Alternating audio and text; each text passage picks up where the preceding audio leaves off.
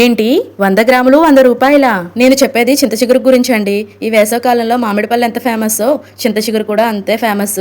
వీధిలోకి వస్తే తీసుకున్నాను. ఆ రేటు చూసి డమాల్మన్న గుండె పేలింది. సరే ఏం చేస్తాంలే అని ఇష్టంతో తీసుకున్న చింత చిగురిని ఇలా చేతి మధ్యలో నలుపుకొని దాని ఉన్న కాడలన్నీ తీసి పెట్టేసుకున్నాను. ఇది మనకి ఈజీగా ఉంటుంది. ఆకుతో వేసే కంటే ఇలా నలిపి చేసుకుంటే టేస్ట్ బాగుంటుంది, ఎన్హాన్స్ అవుతుంది, అలానే తినడానికి కూడా బాగా అనిపిస్తుంది అనమాట. వెంటనే ఇంకా ఉల్లిపాయలు పచ్చిమిర్చి కట్ చేసి ఆయిల్ వేసి పొయ్యి మీద పెట్టేసి ఉడకబెట్టేశాను. అందులో కాస్త ఉప్పు పసుపు వేసి ఉడికించేసుకున్నాను. తర్వాత రొయ్యలు ఉప్పు కారం పసుపు వేసి మ్యారినేట్ చేసి పెట్టుకున్నాను. ఆ రొయ్యలను కూడా కూరలో వేసేసి నలిపెట్టుకున్న చింత చిగురును కూడా కూరలో వేసేసుకుని సరిపడా నీళ్ళు పోసి అయితే ఉడికించేసుకున్నాను. చింత చిగురిని ఎప్పుడూ కూడా కడగకూడదండి. కడగకుండానే ఫ్రెష్ చింత చిగురిని నలిపి వేసి కూర వండుకోవాలన్నమాట. ఒక పక్కన అన్నం కూడా వండేసుకున్నాను. చింత చిగురు పుల్లగా ఉంటుంది కాబట్టి ఉప్పు కారాలు మన టేస్ట్కి తగ్గట్టు వేసుకోండి, సరిపోతుంది.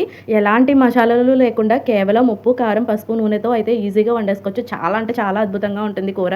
తప్పకుండా మీరు ట్రై చేయండి. ఇక వెంటనే వంట అయిన వెంటనే నేను అన్నంలోకి వడ్డించుకుని తినేసాను. సూపర్ ఉంది. చూసే మీరు ఈ రెసిపీని ట్రై చేసి ఎలా ఉందో కామెంట్ చేయండి.